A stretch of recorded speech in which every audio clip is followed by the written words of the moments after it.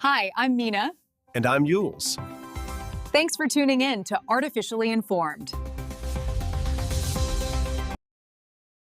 Welcome back to the Deep Dive. This week, we have really constructed a very focused, dense look into the global news stack. We're going to try and cut through all the noise, Yeah. and deliver what we think are the most strategically important and, frankly, surprising insights.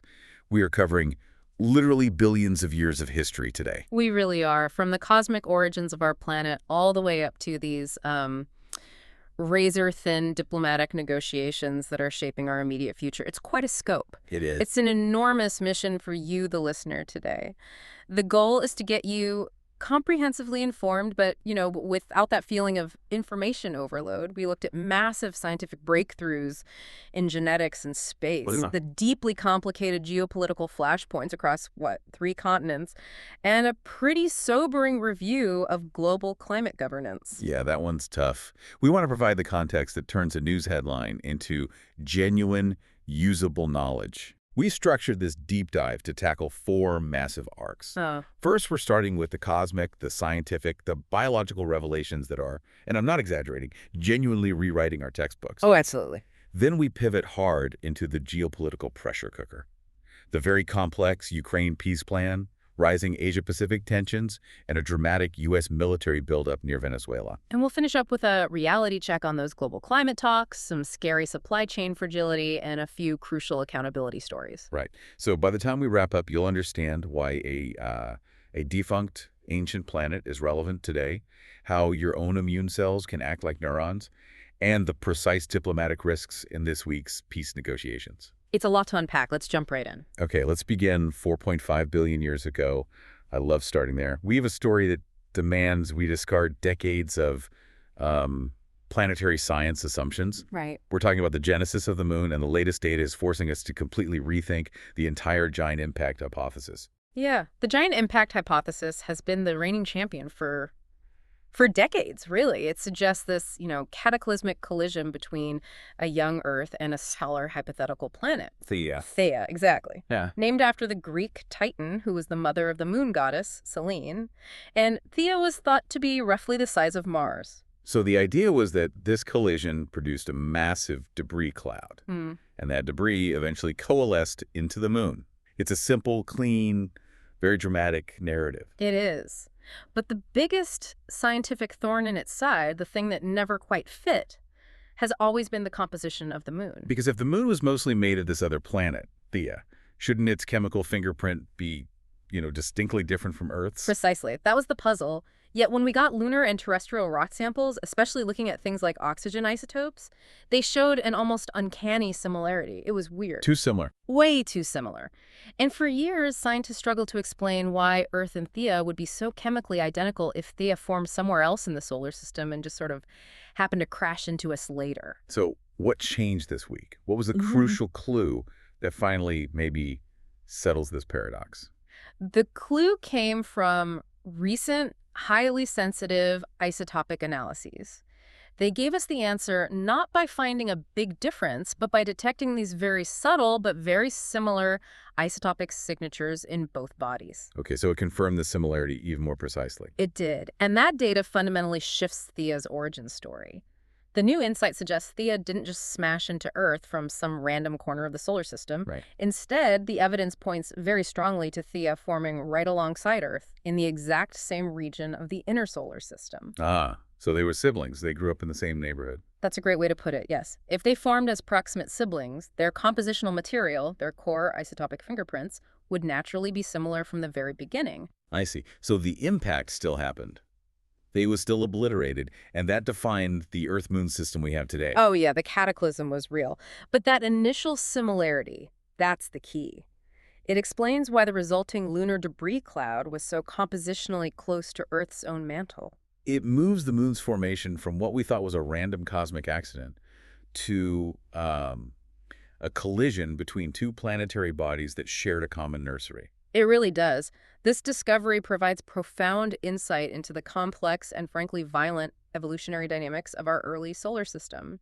It highlights that these kinds of collisions between co-formed bodies were likely instrumental in shaping the planetary architecture we see today. So Thea's ghost, as we're calling it, isn't some outsider. It was family, a very dysfunctional family perhaps, but family nonetheless. Okay, from the origins of the planet to the micromechanisms of our own bodies, we have entered what feels like a genuine golden age of biotech. It really does. I want to start with a breakthrough in regenerative medicine that completely redefines how we think about immune cells. This finding is it's revolutionary because it gives a common immune cell a highly specialized, almost neurological function. Neurological. Yes. Researchers have discovered a specific type of immune cell that, upon detecting muscle damage, behaves functionally like a neuron. Think of the traditional role of immune cells fighting infection, clearing debris. The cleanup crew. The cleanup crew, exactly. This new role is about instantaneous communication, direct active repair. And the speed is what's so staggering here. You said instantaneous. They aren't waiting for inflammation or other signals. They're acting within seconds. Within seconds, it's incredible. These immune cells establish these rapid neuron-like connections directly with the damaged muscle fibers. Once they're connected, they deliver highly focused pulses of calcium. And the calcium is the signal. The calcium delivery acts as the urgent chemical trigger that initiates immediate muscle fiber repair. It's like the body's own paramedic team arriving on the scene before the sirens are even on. It sounds like the body has a pre-programmed high-speed wiring system for first aid. So what are the broader implications, particularly for, say, recovery from injury or for combating muscle degeneration as we age? The implication is massive, especially as the population ages. Slower muscle recovery and sarcopenia, which is just age-related muscle loss, are huge problems. Huge. If we can understand and then harness this specific immune cell mechanism, we could potentially develop therapeutic strategies that significantly accelerate recovery from sports injuries, trauma, or even just slow the progression of chronic degenerative diseases. It changes the whole paradigm. It really does. It shifts us from passively treating the aftermath of damage to actively initiating repair through the body's own rapid response biosignaling network. That is genuinely astounding work in self-repair.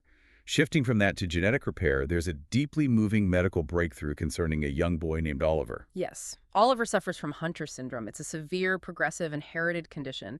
It systematically damages the body's organs and function because the body lacks a critical enzyme. So without this enzyme, Without the enzyme, harmful substances just build up in the cells. It's a devastating diagnosis. Oliver was the very first patient to receive a groundbreaking gene therapy specifically tailored for this condition. and the goal was ambitious, basically turning his own body into an enzyme factory. Precisely. The therapy modifies the patient's own cells, in this case, his liver cells, to produce that missing enzyme and then release it into the bloodstream where it can reach all the affected areas. And the results. The initial results have shown significant improvements in Oliver's quality of life and his physical functioning. This success is not just, a personal victory for him and his family.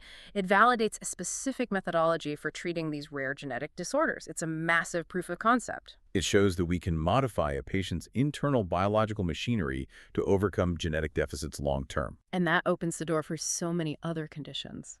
From regenerative and genetic medicine, let's pivot to metabolism. There's a discovery regarding a protein called hormone-sensitive lipase, or HSL, that has completely overturned decades of basic fat cell science. This is fundamental biology being rewritten. HSL was, for as long as anyone can remember, universally known for its role in lipolysis, Which has? breaking down stored fats when the body needs energy. So the conventional wisdom, the logical expectation, was that if an organism lacked HSL, it would struggle to break down fat. Leading to massive fat storage and obesity. Makes sense. It makes perfect sense. But the research found the exact opposite result, which is where the real insight lies. The exact opposite. Yes. Researchers found that the absence of HSL actually causes fat tissues to shrink, resulting in a condition called lipodystrophy, the abnormal loss of fat tissue. So that forced them to dig deeper. It did. Yeah. And they discovered HSL has a crucial dual role. It functions not only on the surface of the fat cell to release energy, but also operates deep inside the nucleus of the cell. The nucleus. Okay, what is HSL doing inside the nucleus? We should probably define that clearly for everyone listening. Of course. So, inside the nucleus, HSL acts as a gene regulator. The nucleus is the cell's command center. It contains the DNA blueprints, and it controls which genes are turned on or off. And HSL's flipping some of those switches. It's flipping switches. It influences the expression of specific genes that are essential for maintaining the fat cell's very identity and ensuring its long-term health and stability. So without HSL's regulatory function in the nucleus, the fat cell essentially loses its structural integrity and shrinks, even though it can't release fat energy properly. That's the key takeaway. It's a paradox. HSL is not just a fat burner, it is a critical fat maintenance factor. This completely shifts our understanding. And what does that mean for treating things like obesity? It suggests that metabolic disorders, both those linked to obesity and those linked to fat loss syndromes, may share a common underlying mechanism, the mislocation or overactivity of HSL within the nucleus. Which opens entirely new pathways for treatment. Totally new pathways, focusing on regulating heat expression rather than just, blocking fat absorption or trying to speed up lipolysis. It's a much more fundamental approach. That is profound science. Okay, now let's move from biotech in the lab to sustainable tech out in the field. We have a very clever solution coming out of the University of California, Davis, or UC Davis, aimed at reducing one of agriculture's biggest environmental footprints. Synthetic nitrogen fertilizer. Exactly. Yeah, this is an elegant application of CRISPR-Cas9 gene editing. Synthetic nitrogen fertilizers are absolutely essential for global food production, but their runoff pollutes waterways and contributes significantly to greenhouse gas emissions. So the goal here was to make the plant an active participant in sustainable fertilization. How does the edited wheat achieve this? The UC Davis researchers engineered the wheat to boost the production of a natural compound in its roots. This compound acts like a highly specific chemical signal. It's basically a message. A message to who? To the bacteria in the soil. It encourages them to engage in nitrogen fixation, which is the natural process of converting inert atmospheric nitrogen into a form the plant can actually use as food. So the wheat is communicating with the soil microbes, effectively hiring them as on-site fertilizer producers. Exactly. It reduces agriculture's dependence on synthetic fertilizers, boosting yield naturally while improving overall environmental health. It's a really important step toward creating closed-loop, sustainable farming systems that minimize external inputs. From farming to mining, let's talk about rare earth elements, or REs. They're crucial components for everything from our smartphones to electric vehicles, but traditional mining for them is, well, it's environmentally devastating. It's awful, involving toxic waste, massive land disruption. It's a huge problem. And this is where we introduce the fascinating concept of phytomining, using plants to extract minerals. Specifically, the Asian sword fern, Blechnum orientale. This fern has demonstrated an incredible capacity to act as a hyperaccumulator of these REs. Hyperaccumulator, what does that mean exactly? It means it absorbs these rare earth elements from the soil at concentrations significantly higher than normal plants do. It just sucks them up and accumulates them in its tissues. Okay. And scientists found something even more intriguing. The fern might be synthesizing the mineral monazite, which is naturally rich in REs, right inside its own cell walls. So you could just harvest the fern. You harvest the fern.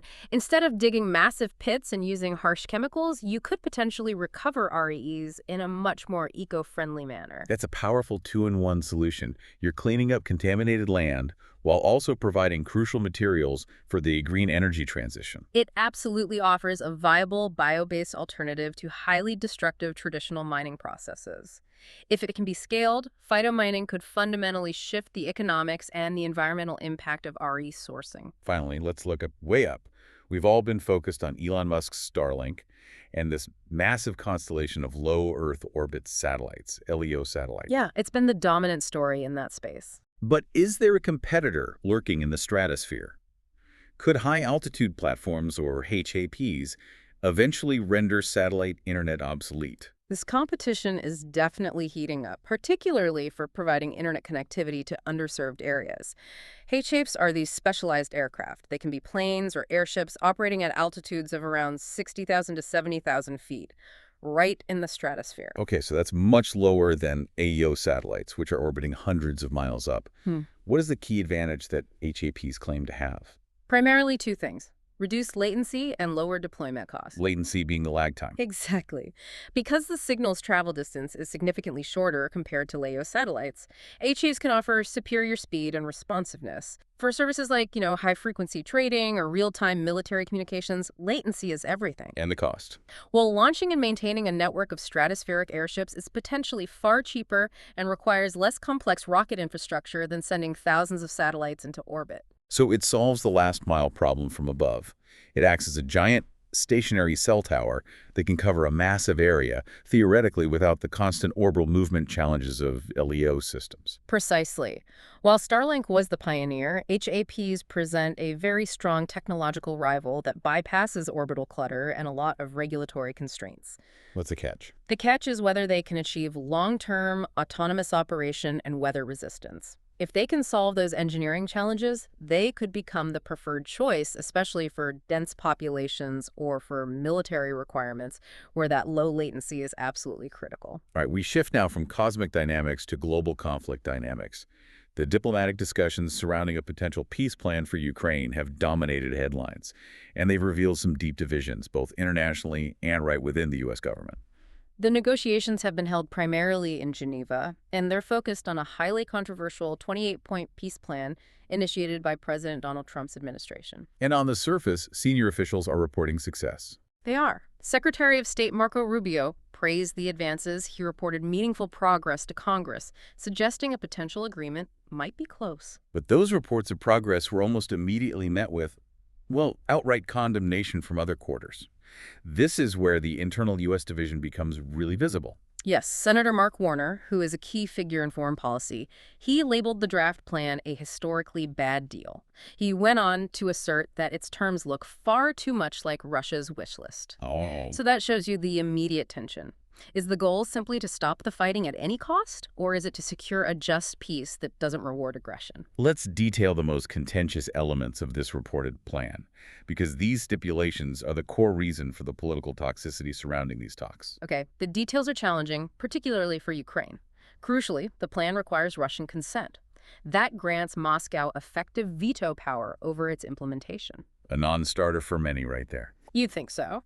More controversially, reports suggest it includes a tacit recognition of Russia's control over Crimea, which was annexed back in 2014, and potentially the Donbas region as well. And crucially, the freezing of the current lines of conflict. Yes. The plan proposes mechanisms to freeze current military lines, effectively solidifying Russia's gains in key areas like Zaporozhye and Kherson. Which critics would say is ceding sovereign Ukrainian territory under international pressure. Absolutely.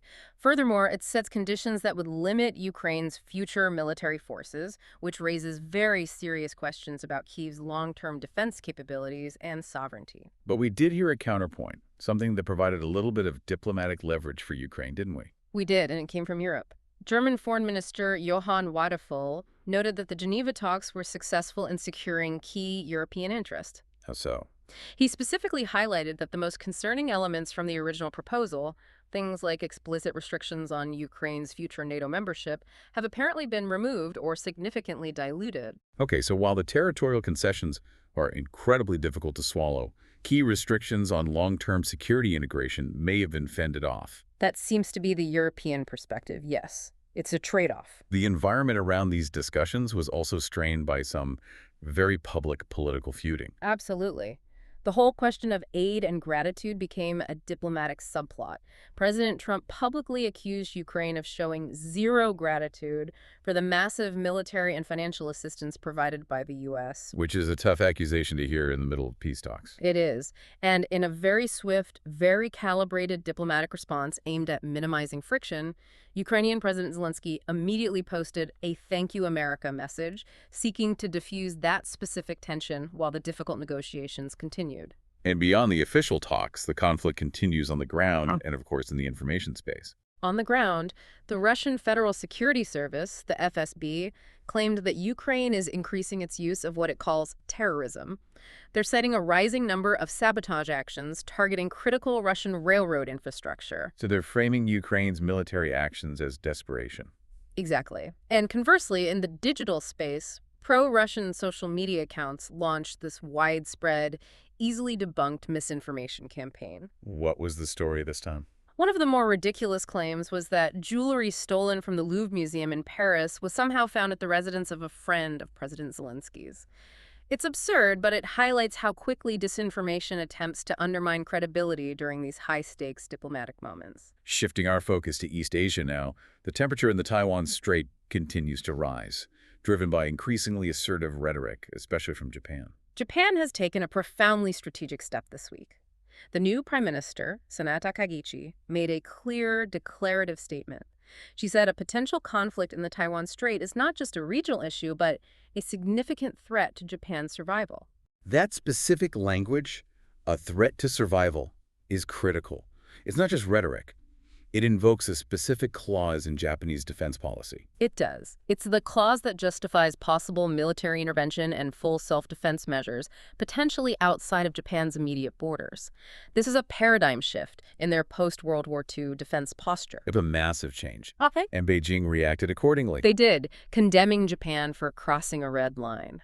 But what's deeply revealing about China's diplomatic response is that they cited this outdated clause from the UN Charter. Outdated how?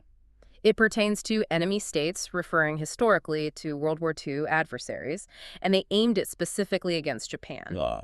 Tokyo promptly dismissed this as obsolete and provocative, but it demonstrates China's willingness to leverage historical grievances as a diplomatic weapon today. The seriousness of this situation necessitated some direct high-level contact. President Xi Jinping and President Trump held a rare phone call. They did, and during that call, the primary focus was Taiwan. Xi reiterated Beijing's long-standing position that Taiwan is a crucial aspect of the post-World War II global order.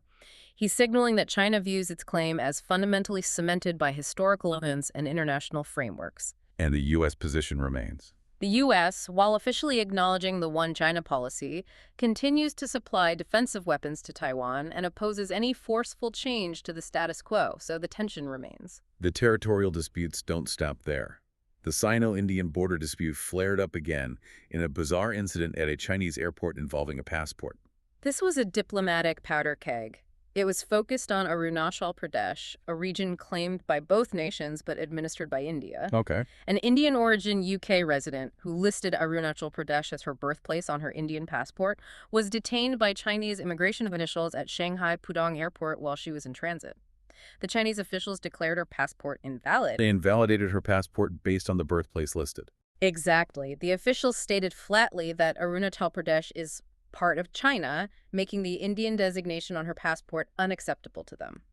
And India's response? India immediately issued a démarche, which, for you listening, is a formal, strong diplomatic protest presented by one government to another. They labeled China's actions a needless obstruction to diplomatic normalcy. It was a very direct, very localized challenge to Indian sovereignty, played out at an international transit desk. Let's wrap up the geopolitics section in South America, where escalating U.S. military action and new legal designations are raising significant regional alarms concerning Venezuela. Right. The U.S. administration is escalating pressure on the regime of Nicolas Maduro. The plan is to designate Venezuela's Cartel de los Soles as a foreign terrorist organization, or FTO. It's crucial for you, the listener, to understand who the Cartel de los Soles are. It's not a traditional criminal drug cartel like you might imagine. Not at all. It's a term that has historically been used to refer to high-ranking, corrupt Venezuelan military and government officials who are involved in drug trafficking, money laundering, and illegal gold mining. It's a state-run criminal enterprise. So the U.S. is applying a counterterrorism legal framework to what is essentially a state corruption problem. Why is that FTO designation such a legal flashpoint? Because designating an FTO provides a legal foundation and immense political cover for aggressive military and intelligence operations, sanctions, asset seizures. It gives the U.S. a lot of power. It effectively equates the Maduro regime's corruption network with global terror threats like al-Qaeda or ISIS. And the timing of this designation aligns precisely with the significant U.S. military escalation in the region. That's the key strategic point here. This FTO designation coincides with a highly visible U.S. Navy military buildup in the Caribbean Sea. We're talking the deployment of the USS Gerald R. Ford Carrier Strike Group. A major show of force. A huge show of force. And reports suggest President Trump is considering highly aggressive approaches, including the possibility of direct military strikes, ostensibly aimed at destabilizing the Maduro regime and disrupting the FTO's operations. That is a profoundly risky escalation. What has been the reaction from neighboring countries? Immediate and alarmed, Brazilian President Luiz Inácio Lula da Silva expressed that he was enormously worried about the escalating U.S. military presence and the potential for the situation to destabilize the entire region. And it's already having an effect. It is. The military tension has already impacted civilian life. Multiple international airlines, including major carriers like TAP, LATAM, and Iberia, have canceled flights to Venezuela. Why? After the U.S. Federal Aviation Administration, the FAA, issued explicit warnings about heightened military activity and poor airport security. So this is not just rhetoric anymore. The physical consequences of this tension are already being felt by ordinary people. From military flashpoints, we pivot to the planet itself. The COP30 climate summit in Belém, Brazil, was heralded as a potential turning point. But the consensus among scientific experts is that it was a profound disappointment. Yeah, that's putting it mildly. UN officials issued a stark, unavoidable warning.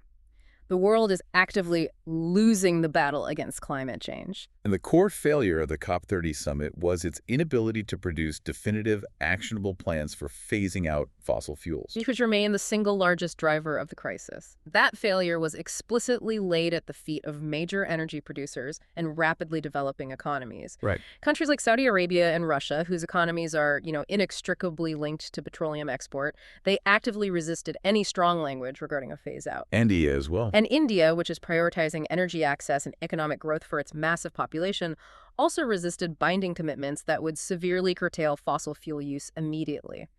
This domestic political and economic pressure ultimately prevented the inclusion of a concrete, phase-out roadmap in the final document. Which was called the Muteron Declaration. We need to contextualize that. That was the core output of the entire summit, correct? That's right.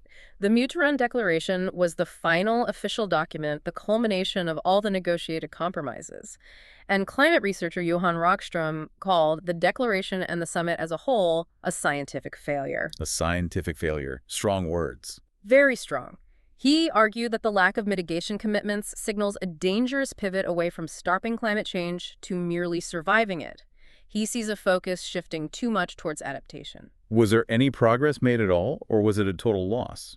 There was one limited success. A consensus was reached to triple international funding for climate adaptation in the world's poorest nations. That sounds good. It is. But even this agreement was criticized because the target timeline by 2035 was considered 5 years too late by many environmental groups. It fails to address the immediate urgent funding needs. The overall sentiment remains that global cooperation is just stalled by vested economic interests. And while the diplomatic talks sputter, the physical planet continues to demonstrate urgency through some dramatic natural events. We've seen significant geological activity. Kilauea volcano in Hawaii has erupted again. That makes it its 37th episode since late 2024, which just shows persistent instability. And in Ethiopia. Even more dramatically, a volcano in Ethiopia erupted after nearly 10,000 years of dormancy. It forced an international indigo flight from Kannur, India to Abu Dhabi to divert. Wow. And beyond volcanoes, NASA satellite data confirms that Antarctic sea ice shrunk to its third lowest maximum extent ever recorded. That continues the worrying trend of diminishing polar ice sheets. And on a very localized but critical environmental crisis, the sargassum seaweed in Florida. This is a complex ecological disaster. Record piles of sargassum seaweed are washing up on Florida beaches. Now, it might look like just natural detritus, but these massive, thick piles are trapping sea turtle hatchlings that are trying to get to the ocean. Yeah, this significantly increases their vulnerability to predators, and crucially, it causes them to overheat on the sand. It's hindering a vital step in their early life cycle survival. Moving to the economic realm, let's start in the UK. The run-up to the upcoming budget announcement has caused significant stress and anxiety among British businesses. Yeah, we're seeing a significant political and economic debate about the impact of uncertainty. On one hand, you have the Transport Secretary, Heidi Alexander, defending the government. She's denying that leaks and speculation regarding potential tax and spending changes have damaged the economy. She's attributing the challenges to broader global shifting sands. But the opposing view is much more damning regarding the government's management of expectations. Indeed. Andy Haldane, the former Bank of England chief economist, stated bluntly that the ongoing uncertainty and speculation, what some are calling the fiscal fandango, have caused paralysis among businesses and consumers. His word. This environment of just waiting and guessing prevents major investment decisions and it constrains consumer spending. It dampens the economy regardless of what the final budget actually contains. Speaking of uncertainty, the cryptocurrency market reflected a heightened sensitivity to traditional finance this week.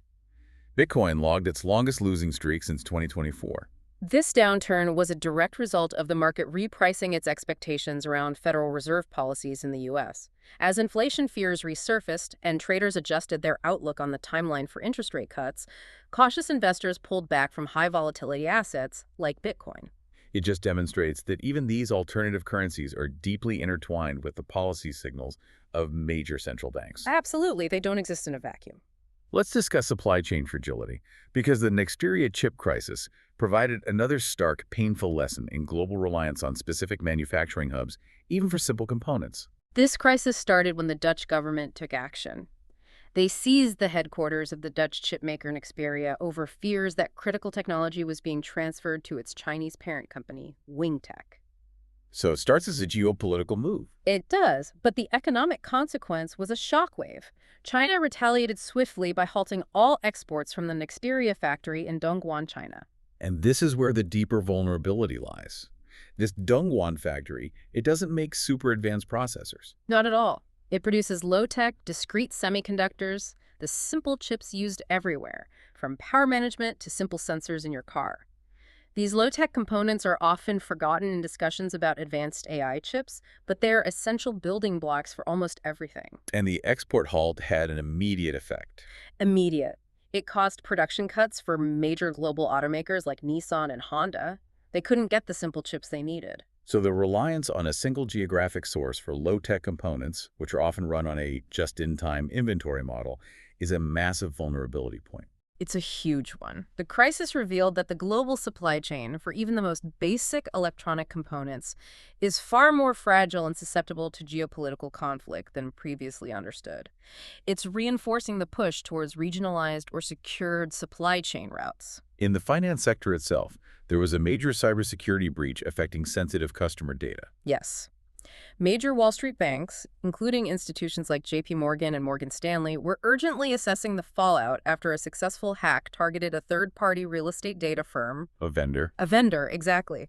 This firm held sensitive, proprietary customer information, and it just underscores the critical security danger inherent in relying on external vendors, even for seemingly auxiliary services, to manage vast amounts of client data. And finally, back to energy security. The UK's energy transition goals are being actively undermined by its own complex system. A new report highlighted that the UK is now the world's most expensive place to develop nuclear power. The most expensive. In the world. Experts attribute this directly to excessively complex, protracted regulations and layers of bureaucracy. So while nuclear power is a crucial, stable, low-carbon option for their energy transition, this regulatory labyrinth is effectively pricing the UK out of its own clean energy future. We transition now to health science and some crucial public health warnings, followed by stories of accountability and justice. On the health front, we have a potentially alarming finding about hypertension and brain health. This finding significantly pushes back the timeline of concern regarding vascular damage. Experts detailed that damage to brain cells and vascular structures damage that resembles the early stages of Alzheimer's disease actually begins before hypertension is formally diagnosed. Before it's even consistently detected using standard blood pressure measurements. So neurological damage isn't just a late-stage complication of high blood pressure. It's part of the preclinical process. Exactly. This strongly suggests that by the time a patient receives a formal hypertension diagnosis, silent preclinical brain damage may have already occurred. This urges medical professionals to adopt much earlier, more proactive monitoring of vascular health, focusing on preclinical markers to prevent long-term cognitive decline. On a more manageable public health note, a large-scale study on diet and gut health challenged some conventional wisdom about chronic constipation. Yes, the study, which involved 96,000 adults, confirmed that dietary quality matters more than just fiber quantity. I think we've all heard, just eat more fiber. Right. And while fiber is crucial, adherence to specific dietary patterns, namely the Mediterranean and plant-based diets, proved highly effective against chronic constipation. These diets improve the overall gut microbiome composition and reduce inflammation, offering a much more holistic approach to digestive health that goes beyond simply counting grams of fiber. From diet to detection, let's address the most urgent oncology issue in the U.S., lung cancer. Lung cancer remains the deadliest cancer in the U.S., but the tragic reality is that current screening guidelines are far too restrictive. They are based on dated assumptions that often miss the disease, particularly among younger women, who are now seeing rising incidence rates. So people who should be getting screened aren't eligible. Exactly. Early detection is absolutely critical for survival, yet the current eligibility criteria for screening are failing to reach the majority of affected individuals. It demands an urgent, expanded reevaluation of testing protocols. And finally, on health policy, political maneuvers caused a surge in health insurer shares this week.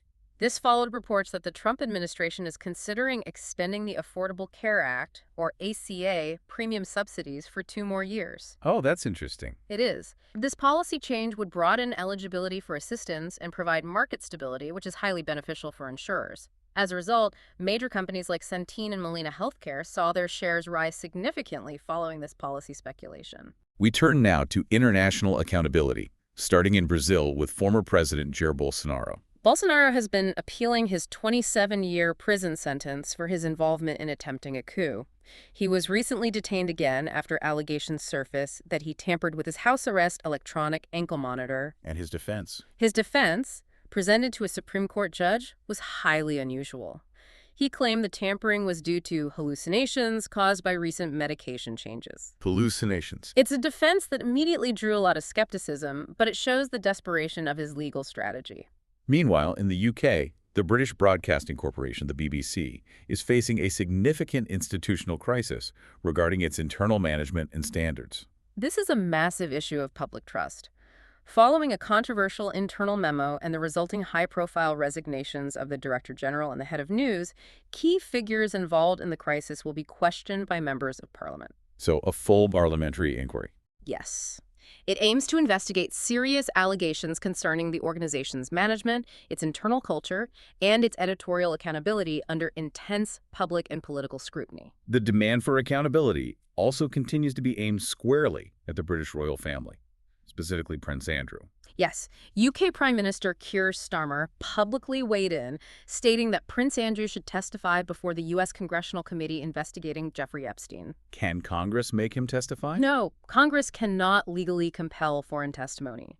But Starmer's statement is a significant political act.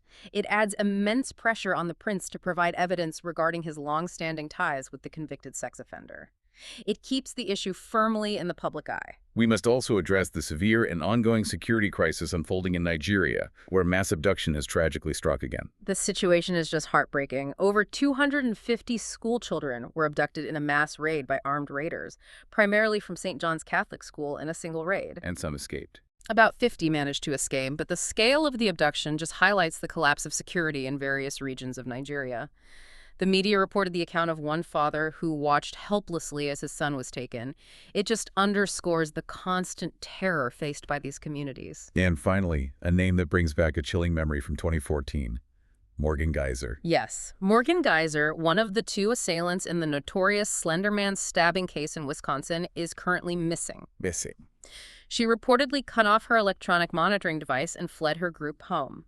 This escape raises immediate public safety concerns and, more broadly, it reignites the complex debate around the effectiveness and security of mental health interventions and facilities within the juvenile justice system for individuals convicted of such serious crimes. The dichotomy we've covered in this deep dive is just astonishing. We've gone from literally uncovering the true shared origins of the Earth, the Munthea's ghost, to creating wheat that makes its own fertilizer.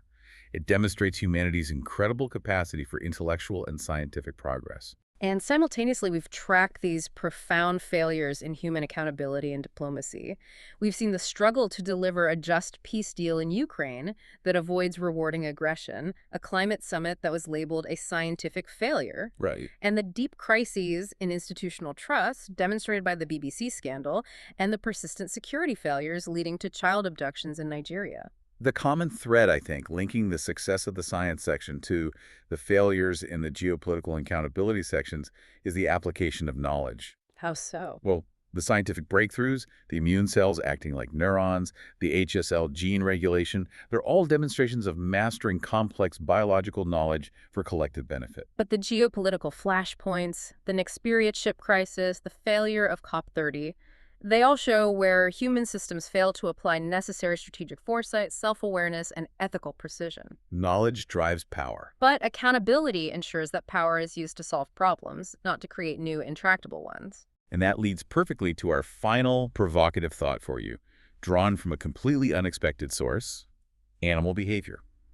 Scientists recently published research on monk parakeets and their highly structured, very slow process for forming friendships. What's fascinating is that the parakeets don't rush trust. Their process is slow and it's multi-stage.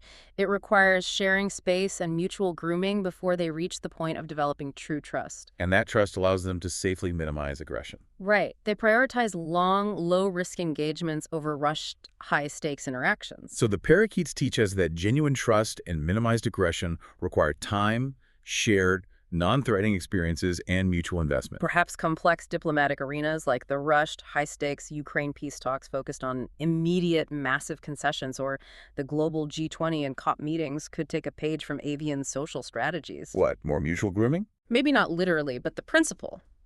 Prioritize long, low-risk engagement to slowly build institutional trust rather than forcing immediate, high-stakes political deals based on short-term needs that inevitably lead to accusations of ingratitude or historic failure. A surprising lesson from the animal kingdom for our global leaders. Something to ponder as world systems continue to struggle for lasting peace. Thank you for joining us for this deep dive into the forces shaping our world. We'll see you next time. Enjoying Artificially Informed. Hit subscribe and share it with a friend. From the left, the right, and straight from the algorithm. Thank you. That's it for today's Artificially Informed. Nope. Thanks for spending your time with us. Yeah. Stay sharp, stay curious. See you next time.